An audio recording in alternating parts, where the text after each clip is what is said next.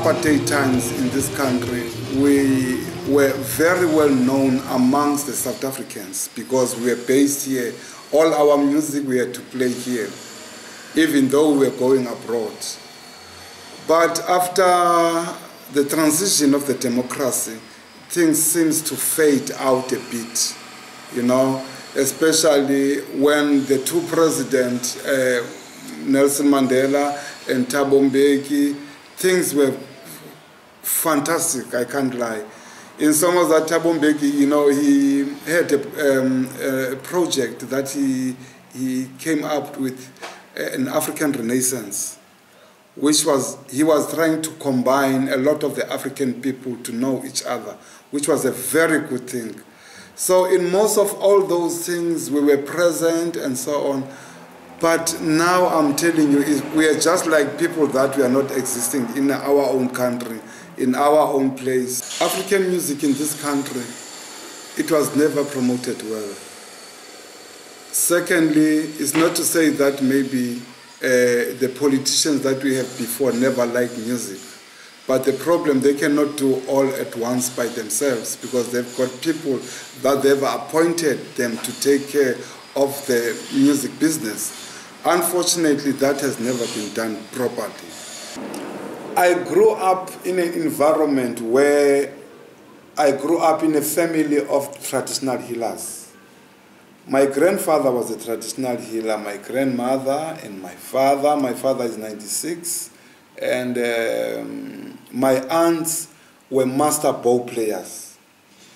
When the Pondo Mise and the Pondo tribe first came in South Africa, we were the closest people to the San, and we ended up mastering most of the bows. All these bows that I'm talking about, umkhube and this bow. But also, we didn't take them as they are. We also add something to it. And my family originally comes from a place called Tsolo. My father was born in Tsolo, but I was born in Pondoland. My grandfather was born in 1852. He died around 1964. I know him, you know. He died at about 112. So you can imagine, he died at 112, was born in 1852, and he will still talk and tell me about his grandfather that was born around 14, you know, or around 1597, and so on. I was very fortunate enough, you know, to see my grandfather at that age, and also my grandmother. And most of my aunts were musicians. Those days, they wouldn't call themselves musicians because the instrument were only used on a certain occasion. If, say, for instance, people, in the olden days when people were mourning, if one passed away, if person used to like an instrument, people, they would play that instrument, and people would sing along, and would sing along. But they will also sing not the church hymns, not the gospel songs, but songs that talks about God, songs that talk about the environment and their surroundings and so on. So my family were specializing in this instrument, even today. That is why I always want to promote this, because that's where I come from. That's how I've made my name through those instruments. I never undermine those instruments, because these instruments are played by the people who are uneducated. I learned so much.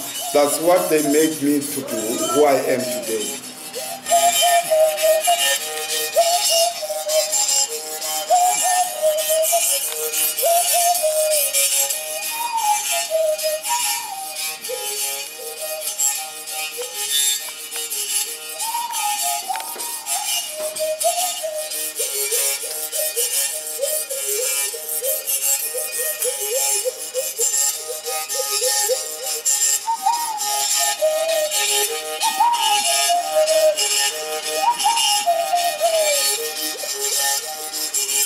The name of this instrument is called uhadi. It's an instrument that belonged to the women. Men were not allowed to play this instrument. And as you can see, the calabash, it always cut according to the size of the breast, whoever is going to play that instrument. So it's a kind of a romantic and a beautiful instrument that it always performed during night time before we go to bed. In different traditions, people, they read books for their children before they go to bed. But in some other people, what they do, they play this type of music.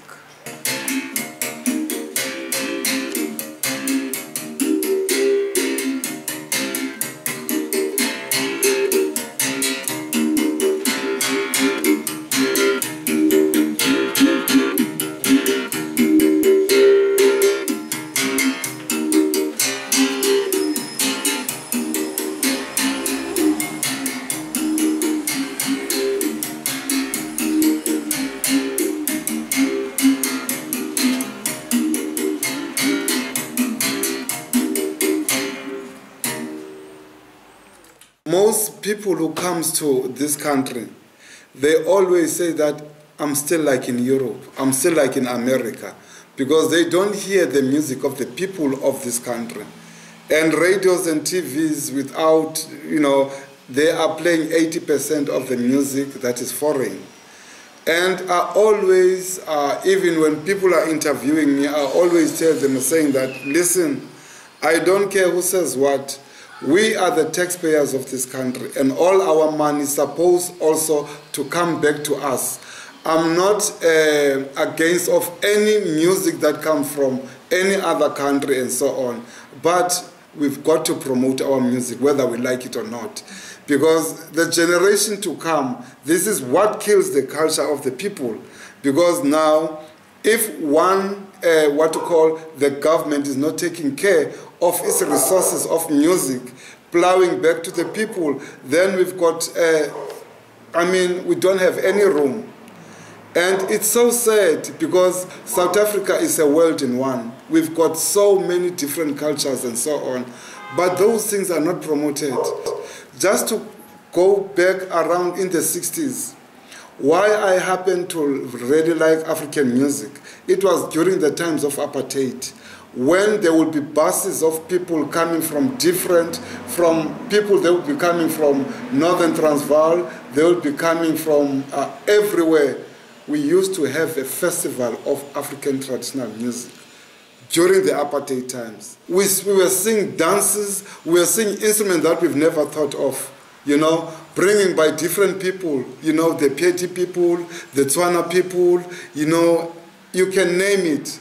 And I'm telling you, we were just mesmerized about seeing that. Now, you tell me in this transition, these kids, they don't know anything about that. Even when I'm working with an instrument, they will always ask, what is this? Is this a gun? To me, it's an insult. Because also, I cannot blame too much of the kids. I'll also blame the parents and the government.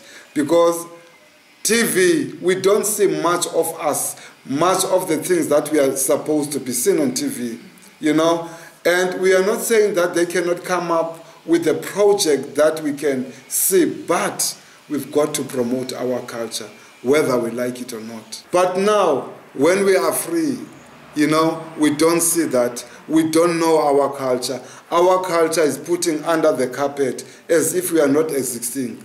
It's very sad. And as you are saying that, when we go abroad, we get red carpets, highly respected, because we are promoting South Africa, which South Africa does not promote us. Even we go and promote South Africa abroad. The most important thing that I'm very much in it is to educate the people. Yes. This is your doing workshops to the people, giving them skills.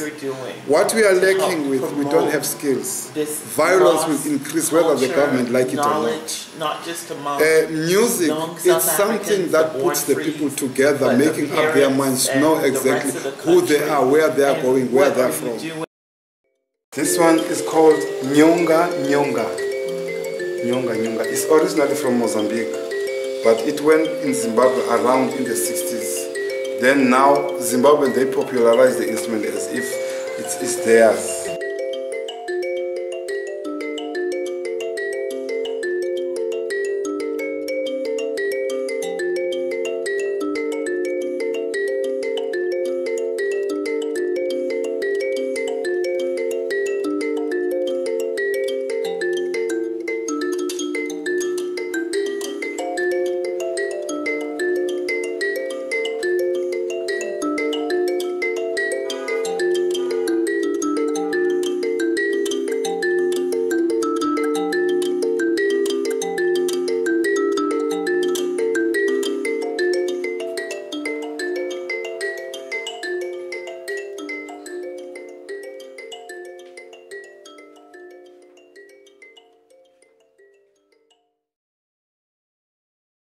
All the traditional instruments of the Xhosa-speaking people, they've got a historical background.